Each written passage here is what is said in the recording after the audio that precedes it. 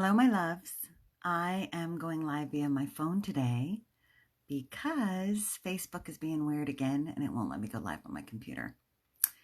So, as I mentioned, I decided to go live today to just really answer some questions. If anyone has seen the past video and they watched the MasterClass on Saturday about 5 elemental theory. So it looks like people are starting to see me now. Good. If you are on, could you please give me a comment like hi, so I know you can see me, because Facebook seems to be entirely down on my computer. So I don't know if you're here unless you say something. So I don't see any comments. So I will just start with some things that I wanted to mention from, oh, hi, Irina. Okay, I got a wave. Good, somebody's there. Okay, so hi, Chris. I wanted to mention something. One of the close friends of mine who I met at a martial arts collective society. You can't see me. You can hear me, but you can't see me, huh, Janice? I don't know why that would be. I wonder if it's a Facebook thing. I don't know what's happening. So frustrating. All right, can you hear me? If you can hear me, somebody say that you can hear me. Oh, Randall's got a question. Oh, you can see me. Okay, Janice, it might be something that's going on with your computer. Okay, so I wanted to make mention of something that Al, who I said I met at the Martial Arts Collective Society when I was teaching there. I also traveled through China with him, learning more on 5 elemental theory, traditional Chinese medicine, and Qigong. And he sent me an email and said something that I thought was really powerful. He said, I got the impression that some students thought that if they identified with one element, that the 4 other elements were excluded. I think the concept was missed that we all have 5 elements always within us, but normally 1 or 2 elements are dominant, and that there is a tenuous balance that must be maintained to be healthy, and it's imbalance that causes dis-ease. So we wanted to talk about the fact of kind of both sides of the coin, that as I received a message about the difference between the yin and the yang, that the yin and yang, as it applies to traditional Chinese medicine and 5 elemental theory, they are complementary yet competing forces. So they are the complementary opposites from which one cannot exist without the other. So examples would be in and out, up and down, well and ill. We cannot appreciate one without the other because they only exist in complement to one another. So that's how yin and yang are competing yet complementary forces. And I wrote some notes about examples of yin and yang. So you want to think of yang, and if you've seen the image of the white and the black, yang is white, and it stands for male, sun, heaven, light, active, assertive, extroverted, analytical, left brain, rigidity, contraction, warm, hot, and fire. And the black is the female, which stands for moon and earth, dark, passive, receptive, introverted, intuitive, right brain, flaccidity and expansion, cool, cold, and water. So as you see, those are also complementary, yet in some ways competing forces with one another. So the yang energy in a human body is represented by the back of the body. So it is the harder muscles. If you think of a 4-legged animal like a dog or a cat, it's the muscles that you would see on the back of that animal that are the strongest, the toughest, the most rigid, because the backs of us are more able to take a blow. The yin energy is the front of the body, and it is the softer areas of the body. Yang is considered your attitude, how you feel, and its kind of phrase is just do. So our yang energy is the doingness of us. Yin is the pure essence of our emotion, and its energy is the being of us. So I can't remember who asked, maybe it was Janice, about the difference between yin and yang, but hopefully that answers your question. Okay, let's see what questions you have. Discuss what being in wood means in practical terms. So in preparation for tonight, I pulled up some other examples of just specifically emotions for different elements. And I wanted to talk about them as they relate to the organ themselves. So we'll talk about wood today. So the gallbladder and the liver are the two organs of wood. And we want to think about energy with the gallbladder as things that gall us or things that make us bitter. And the emotions that list with the gallbladder, and these are more than were on your chart because, as you know, there's only so much room. So love and anger, rage and wrath, self-righteousness, indignation, forbearance, adoration, motivated, assertive, bored, helpless, impotent, passive, humble, choices, and proud. And the energy of the liver, emotions are anger, rage and wrath again, distressed, vengefulness, resentment, self-righteous indignation, transformation, responsibility, unhappiness, happiness, irritability, hostility, contentment, and bitter, like I mentioned before. So, what it means to be in wood. Well, people can be born into wood, as we talked about our birth element, but we also can be out of balance in wood, and we would know that because we would be manifesting an emotional imbalance, a mental imbalance, or a physical imbalance. And we'd want to kind of treat that before it led to dis-ease. One of the questions I ask clients when they come in is, do you feel like yourself?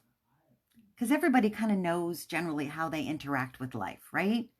How your attitude is, if you're kind of happy-go-lucky, or if you're a little bit more laid back, or if you're a little bit more assertive. Everybody kind of has a vibe that they run, but when we're off, we know it. And so if you're feeling off, not yourself, that's probably a sign that you are out of balance in an element. And your system is telling you that through things like we covered on Saturday, through your emotions, through your thoughts, through your cravings, through the pain in your body. So being in wood in practical terms means that you are probably struggling with some frustration, irritation, or aggression. And it probably makes you feel out of balance, helpless, and indignant. Now, again, we all get that way, right? We all have things that happen in our external environment that piss us off. And we might respond in any of those ways. And that's not a bad thing. You know, on kind of an ideal day, we're going to flow through all of the emotions. But if something happens in your life where you are stuck in a situation that continually bring up these same emotions in your system, you will start to notice problems inherent with those organs, whether they would be liver and gallbladder problems or whether they would be difficulties located on the meridian line. So an example would be for gallbladder, the meridian lines are all around kind of the eye and the side of the head and the back of the neck and the shoulders. So you would probably start to experience headaches, especially around an eye, the side of the head, or down the neck and shoulders. So that would be an example. If it was liver, you would start to probably experience pain on the rib cage and inside the thighs, like we talked about. So, Randall, if that answers your question, yay, give me a thumbs up. If not, happy to answer more. All right, moving on to Emily. How might the current season we're in have an effect on our ability to be in balance? So that's a great question. So, believe it or not, we're in winter. Today is winter for traditional Chinese medicine. So that means that we are in water. And generally the transition from one season to the next is the hardest on our bodies because our systems aren't prepared to move from one element's base nature and a comfort level that we might have acquired with that season to the next. So when the seasons change is most common when you'll see people feeling out of balance in that season. So in winter, I see a lot of people out of balance in water, in spring, in wood, in summer, in fire, in late summer, in earth, and in fall, in metal, as we talked about. So current season we're in have an effect and ability to be in balance. So what you'd want to do now that we're in winter is you'd want to first eschew anything cold. So no cold drinks, no cold foods. You'd want to stay away from foods that are excessively wet. So winter is not the time for salads and smoothies. It's not the time for iced coffee. Winter is the time for things that are baked or soups, things that are thick and warm, like tea, things that will heat us up from the inside so our chi doesn't have to work so hard to keep us warm, right? So you don't want to overtax your chi in all things, right? So when you think of chi, because it's a good time to talk about that, I think of it as kind of our energetic bank account. So everybody's born with what we consider to be a limited amount of chi. So you kind of have your chi balance when you're born. That's based, honestly, on the health and of your mother's egg and your father's sperm. So how healthy your parents were when you were conceived, and then how healthy your mother was when you were in utero, are going to play parts on how strong your chi is when you're born. I was born, for instance, with very weak chi. I was very, very pale. I was very small and very thin. So everybody has a chi balance, and how you spend and acquire chi throughout your lifetime will lead to how healthy you are and how long you live. When we don't have chi, we don't have life. So there are certain things that we can do to increase our chi and certain things that we do decrease our chi. So if anybody wants to know more about that, ask. Hi, Mandy. That's good to see you. Okay, any other questions?